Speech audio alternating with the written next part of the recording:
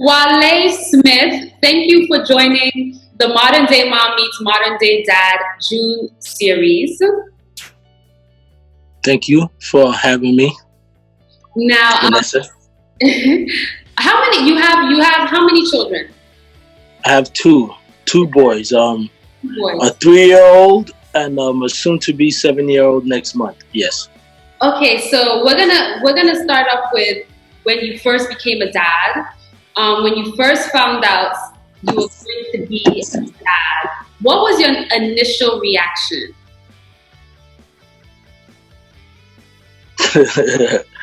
Well, it was excitement because it was something that we planned to do. So, all right. So when we first got together, when we first got married, I was 27, right? And then she wanted to have kids, so I said, "Wait, when I turn 30, we will have our first kid." Okay. So when I turned 30 in April, I was like, "Okay, it's time to get ready to have that first kid." So, Wow. we made preparations for it, and then I think we conceived the first one in November. Okay. We conceived the first one in November, and yeah, the baby just came out. That's why. Happy dad. Yeah, we conceived the first one in November, and I think it was December 5th. We found out we were pregnant. Right. She took the test. I was sleeping. She took the test and she came and she told me. She showed it to me like, "Look, we're pregnant." And I woke up and I just gave her a high five and I went back to bed. And then I was like, "Wait!" And so I woke up and I said, "Oh my gosh!" And then I hugged her and it was all excitement because we were like trying for a few months. So yeah, it was excitement. Now, And then when it was a boy, oh yeah, so your first child, well, both your kids are boys, but your first child being a boy, how did that feel when you found out that you're having a son? well, I was happy because for maybe vanity reasons, I don't know. I feel like that's why women want to have daughters and men want to have like sons. Not for any other reason other than for vanity reasons. So Right. yeah. So I mean, like somebody that's gonna look like me and probably gonna act like me and like do things how I do things, and I'm gonna like share what I know with raise him to be how I want him to be, Right. and all of that. It's exciting, especially when it's a boy. Like all the things that I know I'm gonna be able to do with him. It's like, yeah. Now, So it was exciting. as much as you were excited, what were you most worried about when you became a dad for the first time? All right, when I became a dad, when I became a dad, all right. So when we had the baby, I was happy. Everybody was happy. It's like, oh, it's all good. Yeah, the baby's here now and everything. And then maybe like a few weeks in, like something in my mind, like, oh wow, okay, we got a little human being now. Mm-hmm. So now, like that part is done. He's out. Now we got to keep him alive. So I was like, then I was like, oh, then I'll start thinking about like diseases, sicknesses, and all those things that can affect babies. So we were like kind of like really cautious. Like we did everything that you're supposed to do with the baby. Like first time parents. Do all these things and like all these extra precautions, all these things that you don't really need. Because believe it or not, there's scammers in that baby world too. They sell you products that you don't even need. So yeah, I did everything by the book because I was like, oh man, we got to keep this guy alive. Because he's so little and vulnerable. Yeah. He was like this size when he came out. Like Yeah. He's he can't do anything for himself, so like we were responsible for him to be alive until he goes past the age. I think it was under 2 years they can't take any medication. Mm-hmm. So like every time he got sick, it was kind of like, oh my god, many trips to the emergency room, all those things. You know, it was like, yeah. But I mean, thank God he was like not that much of a sick baby, you Right, know. right. So it's like he was like a regular baby, you know, a Yeah. regular baby. So it wasn't too worrisome, but like the thought of some disease or some sickness. Especially for a whole nother human is Yes, like being oh my gosh, because I know as even me, I was like, okay, I'm pregnant, cool. Okay, I've given birth, cool. Oh my gosh. So this is a whole person that I'm caring for. exactly. I can't mess up. I know. So I mean, like looking at it from that way, I was like, because you know, we just think about pregnancy, baby's here, but the mother got to go through a lot to get the baby here, and after that, there's a lot more work to like keep the baby alive and stuff. You know, like the nights where you wake up every 2 hours because you're on the baby's time. You know, like nobody really talks about those parts. Yeah. You know, everybody just talks about. Were you waking up every 2 hours? Were you part of the routine? Yeah, I was because I was working. She was off because you know she just had the baby. Yeah. So I'll go to work. I'll come home. I'll have dinner, whatever. We'll go to sleep, but I'll wake up every time the baby cries, I'll be up. Every time the baby makes a noise, I'll be up. Every time the baby does anything, I'll wake up for it because I'm like, you're with the baby all day. You're probably tired, you know, all of that, you know. So I'll just like, I can wake up, so why not? I'll just wake up and do it, you know. So I was doing that part, you know, the night stuff, and she was doing the day stuff. Yeah, I mean, it's a partnership, right? So definitely. Some dads would say, "Oh gosh, let the mom you wake up, like let me sleep, let me rest, and let the mom deal with it's I don't know the struggles, but it's a whole different world for us as women, and it is. having that support means so much. Yeah, I realized that, you know, like I mean, we both made him, so why shouldn't we both share time doing it? And because we didn't have like any like help, like close help, so it was just us, you know. Like I mean, we live in Brooklyn, in New York City. Yeah, she's from Brooklyn. Her mom lives not so far, but not too close, also, you know, and she helps when she can. But she also has her life, you know. We got to be considerate of that, you know. So, and I have basically no family close to us at all to babysit or anything. So it was just us. So we accepted that fact early. That, you know what, it's just us, you know. And then any extra help is welcome, but we're not counting on it, right? You know. So we accepted that early, and we just did everything ourselves, you know. I mean, it's good because you get to bond. For me, I get to bond with my baby. I get to learn my baby. I get to know how my baby is. I get to be present, you know. So for me, it was a plus. I was more than willing and happy to do it. You're two boys, right? What traits of yours do you hope your children have? What is that one trait that you have that you look at your sons and you say, I hope you take this from me? I mean, they've already taken a lot from me, you know. like even at this young age, I see a lot, especially in the older one. Okay. The older one, I see a lot of things in him from me. The younger one too, surprisingly, because he's only 3, but he's like very headstrong. Like he knows when he's focused on something, he's focused on that. Right. You know, when he wants something, he wants that.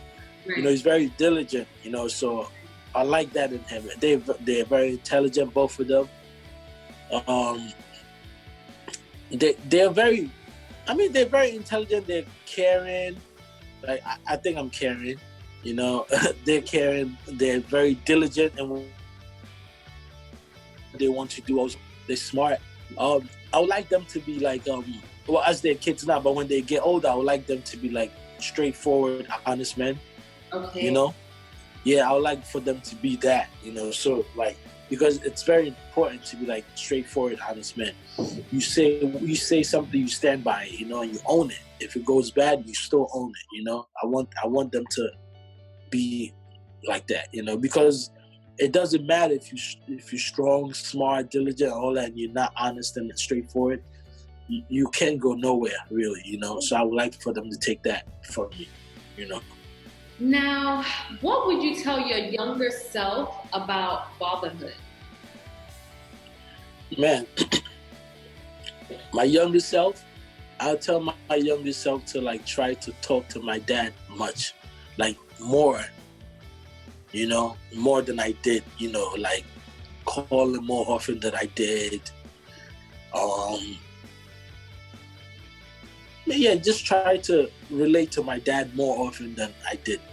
Okay. You know, like because it would have been very helpful, you know, Right. because he's done it, Right. raised 4 kids, so he's done it. I'm sure even if we're not the same, I'm sure he has some insights he could pass on, you know. Right. You know, so yeah, but I didn't get to the chance to do that, and then he passed away. So that was like something that I always hold. Like, man, I wish, you know. So that's more reason why I children. Yeah, You can that's have a relationship and that open communication with your children.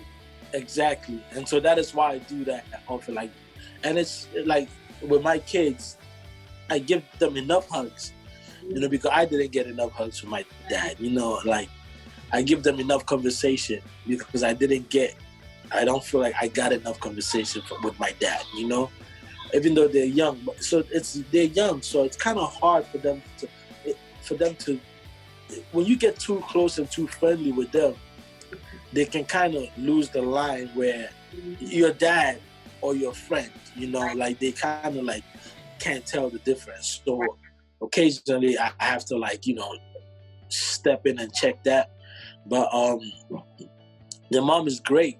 We're like checking them, you know, like holding them accountable for what they're supposed to be doing. Right. You know, like they're more concerned when their mom is around. I say and their mom hears them doing something, they're more concerned about their mom seeing a lady like this. You know, like they're looking around to see mom's coming, you know.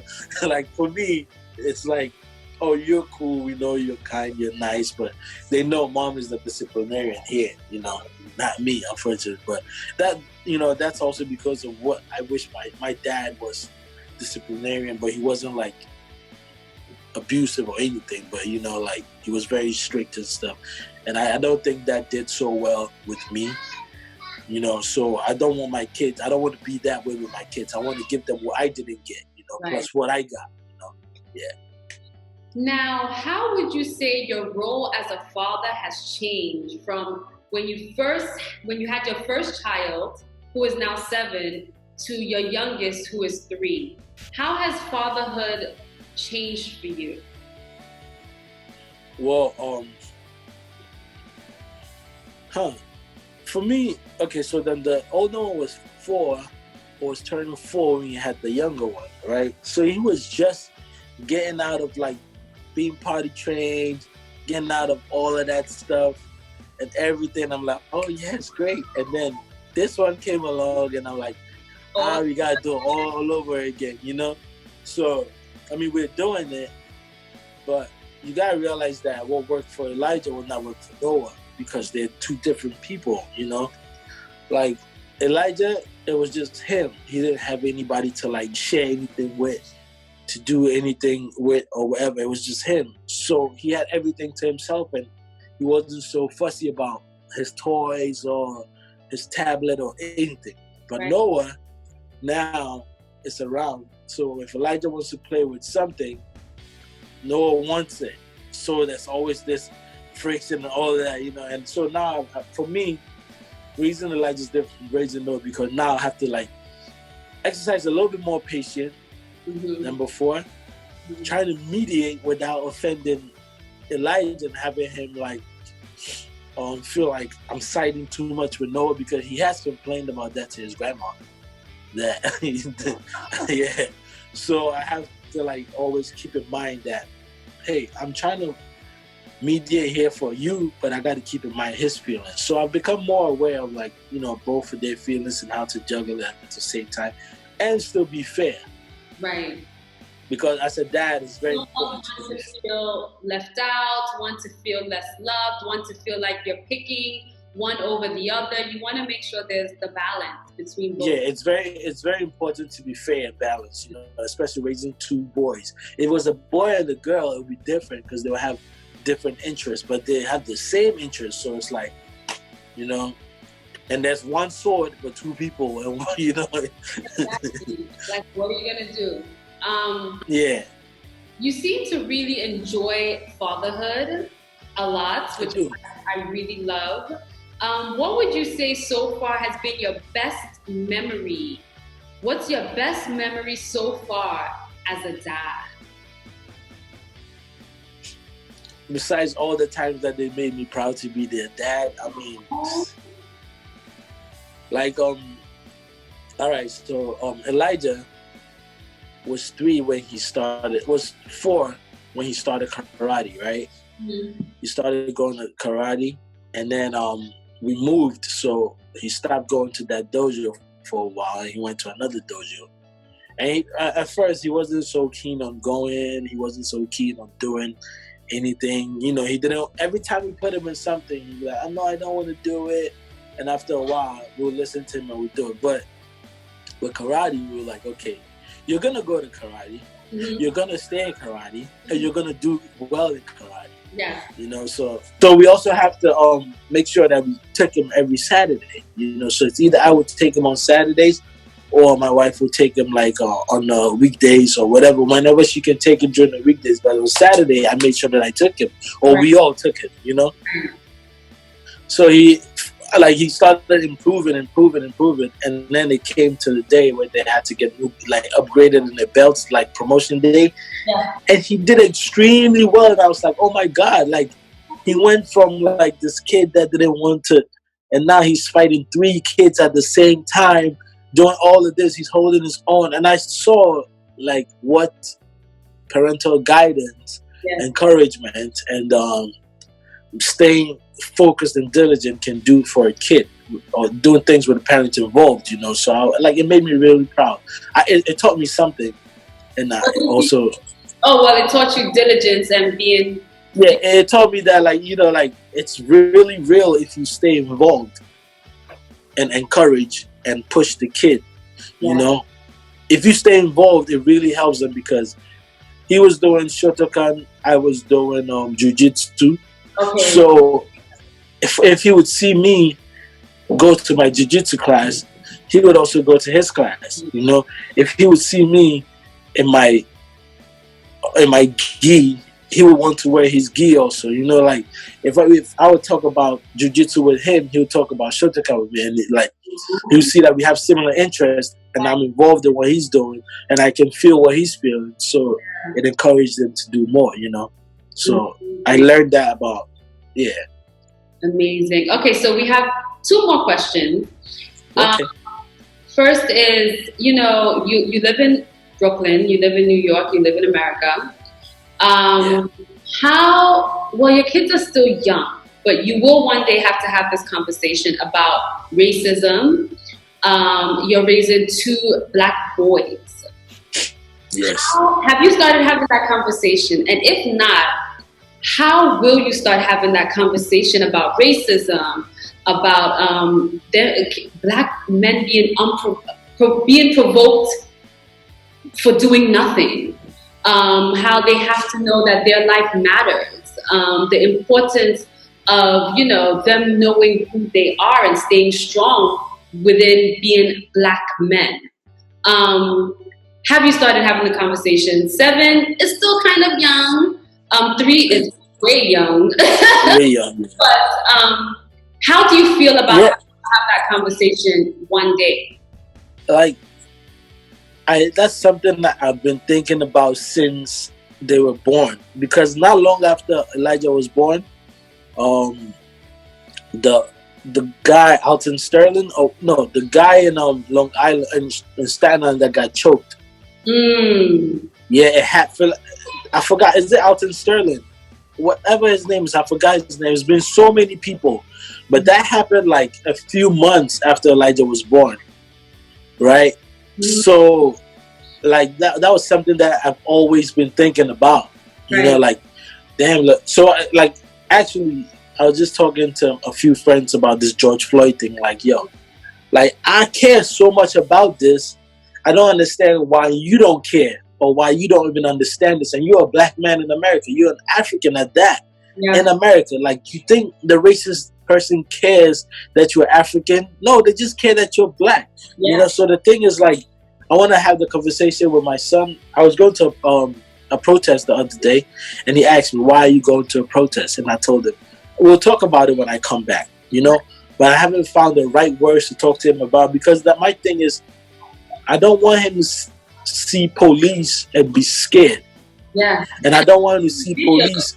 I've been seeing videos of kids who are afraid of police. Like, they see and then you start breaking down crying. And it's a mental, it's affecting them mentally, and it's not fair. Yeah, it's very traumatic. And I don't want them to see police and be afraid that they can't even pay attention to what the police is, the directions that the police is giving them, or see a police and be so hateful that they're ready to go off on the police for no reason, which can, both scenarios can result in brutal, you know, like fatal results. So I don't want them. So I'm trying to figure out how to, like, you know, like have that talk with him. But yeah, it's very scary. But he knows that recently he just understood that there's black people and there's white people and there's Asian people. He knows that his dad is from Ghana. He knows that his dad is from Africa. He knows that he has an African name.